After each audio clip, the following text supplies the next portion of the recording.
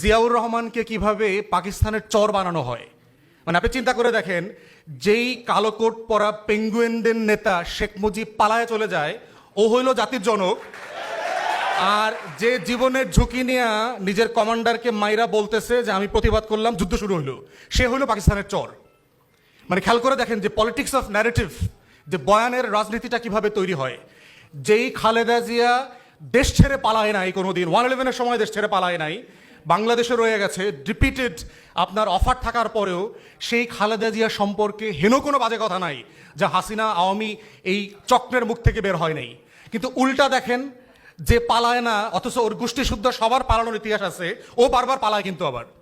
কিন্তু ও হইলো আবার স্বাধীনতার পক্ষের চেতনার লোক আর কি। তাহলে যে পালায় নাই সে হইল আমাদের শত্রু, দেশের শত্রু।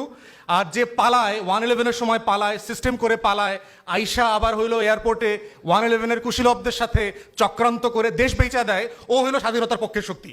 খেয়াল করে দেখছেন?